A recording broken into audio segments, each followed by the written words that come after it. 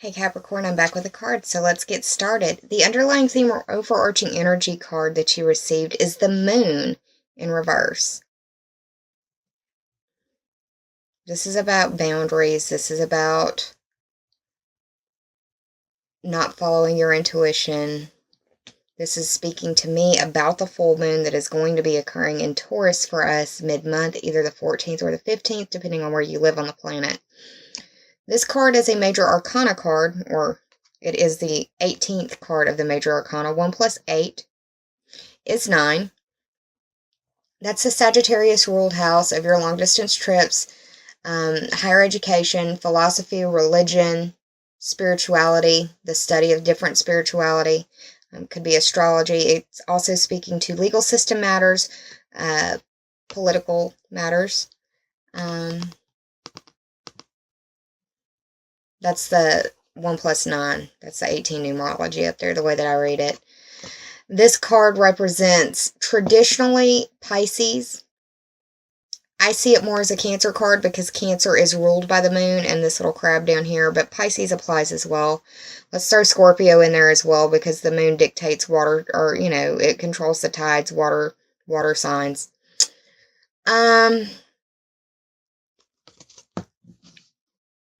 You're not trusting your instincts in some way in the 9th house is possibly one way of looking at it. Let me see what I've got written down for your astrology notes from the earlier video.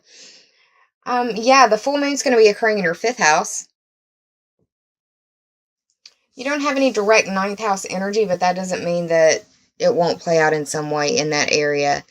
But the full moon, 5th house, may be very emotional for you. The 5th house is where this full moon will be occurring. That is the house of Leo, your pleasure, social life, children, and creativity. Could be emotional around the full moon. It's not a surprise. The full moon can make everybody a little emotional. They don't call them lunatics for nothing. The base of that word is lunar, which was involving the lunar cycles and how they do have effects on human beings, whether we want to admit it or acknowledge it or not. Now, the first card that I pulled for you, which represents the present or the present situation, or you possibly, is the 2 of Swords. And what's interesting is this card also fell for Aquarius in the very same spot, in the very same position. So you may be dealing with an Aquarius, or somebody who has a lot of Aquarian energy in their chart. Now, I want to say that the full moon is involved in this situation because of this moon back here.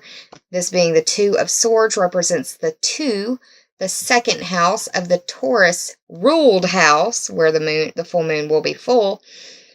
The full moon will be full. How redundant was that? The full moon is occurring in Taurus. That is the 2nd house ruler. That's the house of your values, possessions, earning ability, self-esteem. Anything that you look at and say mine, it would probably qualify as a 2nd house item. The Swords, however, represent air signs. The air signs are Gemini, Libra, and Aquarius, and all of these signs could be their sun, their moon, or their rising sign, or they could just have a lot of this energy in their chart. You won't know that unless you spoke to them about their chart or you've looked at it yourself. Lots of emotion. This is a decision between the emotions and the mind, because the Swords represent for me mental faculties, thinking, speech, communication, that sort of thing. Could be an emotional conversation pop up, and it's a difficult one, or you're deciding whether you should have this emotional conversation or not. The second card that I pulled for you is in the past. This is the Judgment card in reverse. This is the 20th card of the major arcana. 2 plus 0 is 2, and that speaks to that Taurus ruled house. Number 2 is showing up a lot in this reading, y'all. Just saying. 2, Taurus ruled house of money, possessions, earning ability, self-esteem. The Judgment card represents the planet Pluto, and we have Pluto in your 1st house. Some people also see the Judgment card as Scorpio because of life, death, rebirth, that sort of thing that's going on right here. The rebirth, it literally is the rapture being portrayed on this card. Could be that something comes out of the blue. The fact that it's in reverse could make you feel like it's got you, like, the world has been turned upside down, or that the rug has been pulled from underneath of your feet. It could be involving at least 3 different people because of these predominant little characters right here. That's just how I take everything into consideration when I look at these cards. Pluto is the planet of transformation. This card represents an evaluation or a summing up. It's like it's the grading period. It's midterms or finals, seeing if you've learned what you needed to learn or not, and being judged on it. And the fact that it's in reverse could be that you are either being judged or you are judging someone harshly.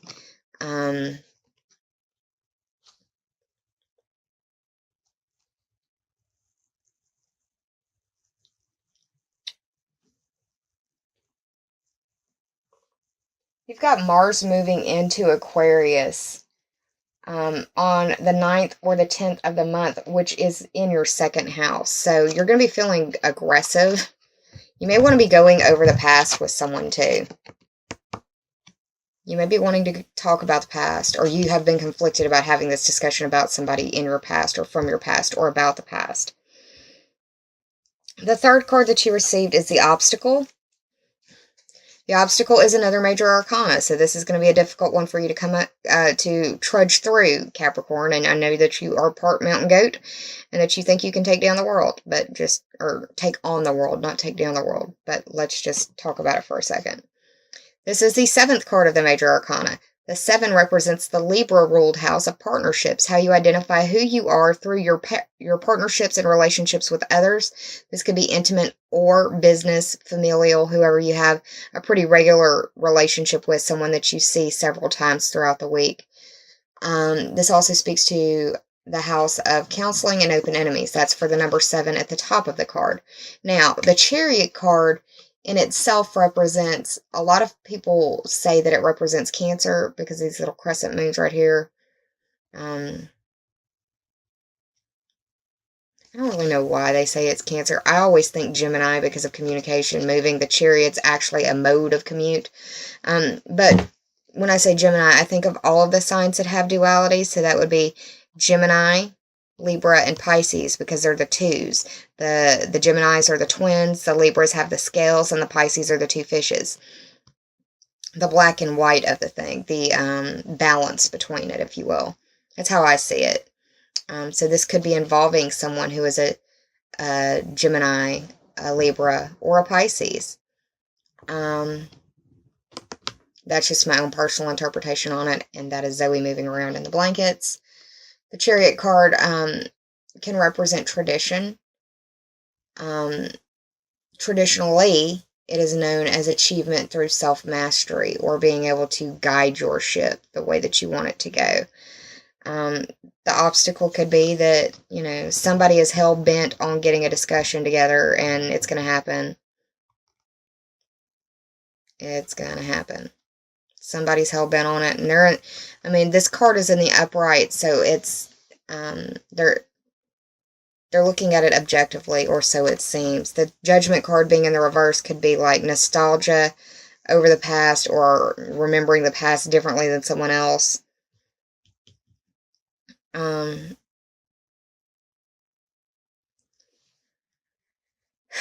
3rd card that you got, which is the Help card, is the 2 of Cups. The 2 is very much repeating throughout this reading. And we are going to have 1111 come up soon, so twin flame stuff could be important for you.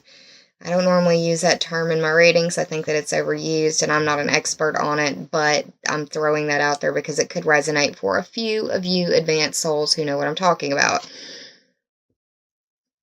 The Cups card, or the Cups, represent the water signs. The water signs are Cancer, Scorpio, and Pisces. I can't help but think that a Leo might be in here as well. It also represents for me the 5th house, where you fall in love, and this is like social life, pleasure, dating, that sort of thing. This is the minor arcana Lovers card in my eyes. Okay.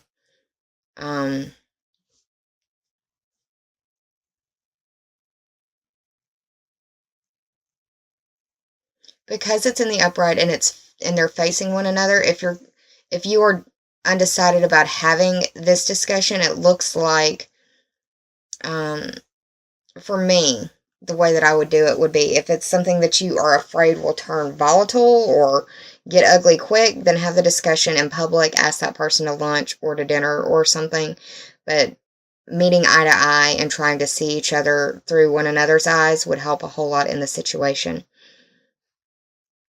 The 2, once again, the Taurus ruled house of your money, possessions, earning ability, and self-esteem.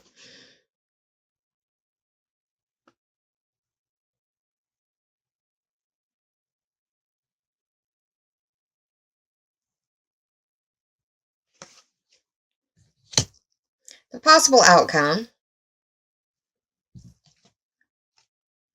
is the 3 of Cups. And this is a celebration, partying with your girls night out, guys night out, enjoying yourself. I feel like a fire sign will be prominently involved because of this red right here. Also with the Leo that popped up as well. You may be dealing with someone who has a lot of Leo type energy. The 3 represents for me the Gemini ruled house of communication, short distance trips, siblings, cousins, and neighbors. So it's like the full moon comes along. You've got it in this 5th house. Neptune goes to station direct shortly after, and it's an out of the fog type situation. It may be that you're wanting to clear the air, and once things are clear and you've been able to articulate your points and they've been able to articulate their points, you can get back on that friendship level. It could be a friendship that needs to have a discussion. And I say that because I did the total of this spread, and we had the 20 for Judgment, the 7 for the Chariot, 2 for the 2 of Swords, 2 for the 2 of Cups, 3 for the 3 of Cups, and 18 for the Moon card, which all totaled up to 52. 5 plus 2 is 7, and that speaks to the Libra ruled house of your partnerships, identifying with others, open enemies, and counseling. So, you have 6 tarot cards pulled, and of those 6, 3 are major arcana, and of those 3, 2 are in reverse. So, forewarned is forearmed. Let's go ahead and start talking about these oracle cards. And you got 4. Wow. The first is falling. 14. 1 plus 4 is 5. That's the Leo ruled house of your creations, creative ability, your creative endeavors and creative pursuits, and also like your children, your social life, where you seek your pleasure, where you make your babies. You could be dealing with the realization of a friend being more, or wanting a friend to be more.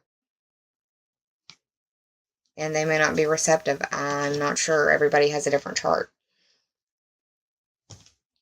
But the falling card is, when I see the falling card, I think of the Marilyn Monroe quote that says, you could be the ripest, juiciest, most beautiful peach in all of the orchard, and there's always going to be someone who doesn't like peaches. Well, you've got to fall to be a ripe peach, right?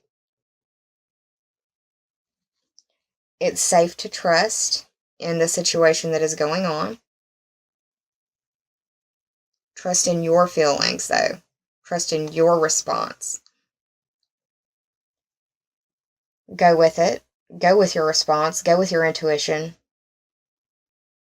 But it's an invitation to a closer union with the divine, or a closer union, like a closer divine union, like heaven on earth kind of stuff.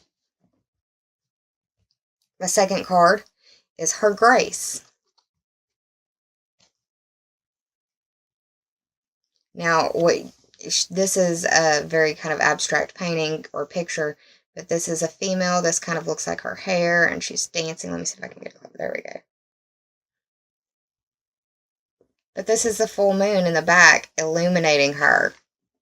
And this full moon that we're going to have is like the biggest full moon that we've had in 70 years. It's going to be, I don't remember the percentages, but it's at least 10 to 15% brighter, 10 to 15% bigger than what we normally see. And we won't see another one like this for another 20 years or something. So get out there and enjoy. The Her Grace card speaks to me as a card about a woman who is either in your life or is coming to your life. If it's not a woman, it's somebody with some serious feminine energy that is going to bring a divine blessing to your world, or she is bringing a divine blessing to your world, and that you should connect with her more, like on a deeper level, because she is going to empower you in some way. You need to embrace that empowerment.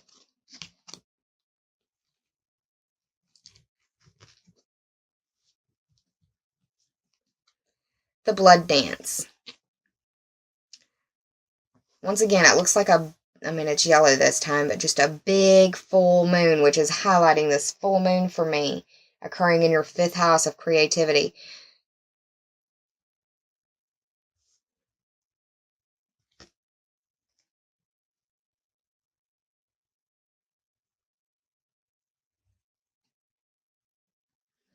This is the 42nd card of the 70 card Oracle deck. 4 plus 2 is 6, and that speaks to the Virgo ruled house of your work and health, or the competency and skills that you bring to the services that you provide.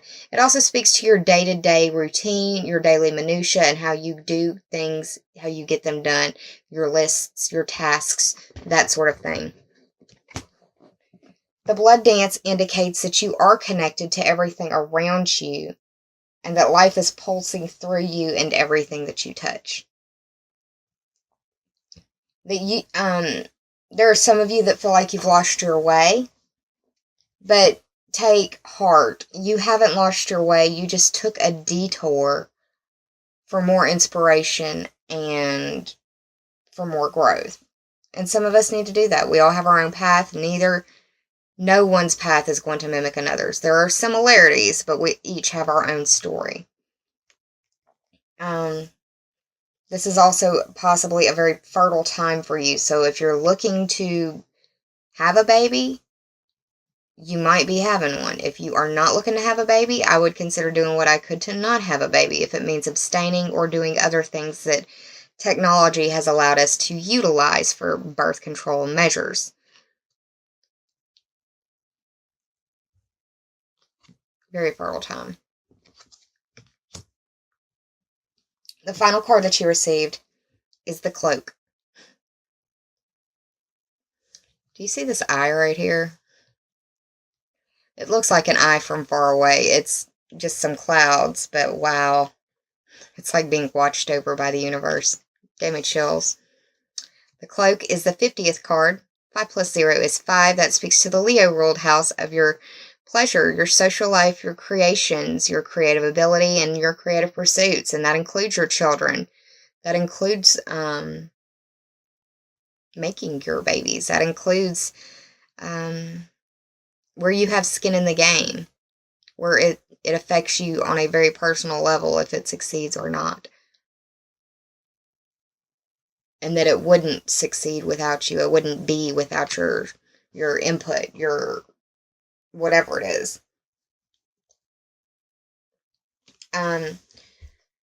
This card represents that it's time to release your security blankets. The things that make you feel like are warm and fuzzy. That it's time for you to drop that cloak, for you to drop that security blanket, for you to drop that addiction, be it to a person, a place, or a thing.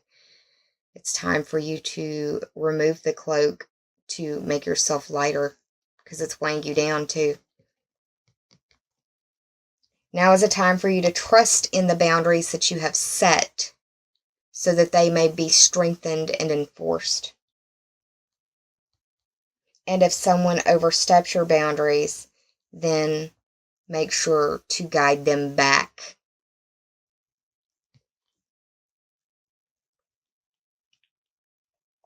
Could also be feeling like a new rebirth for you, or that you're coming out of the dark.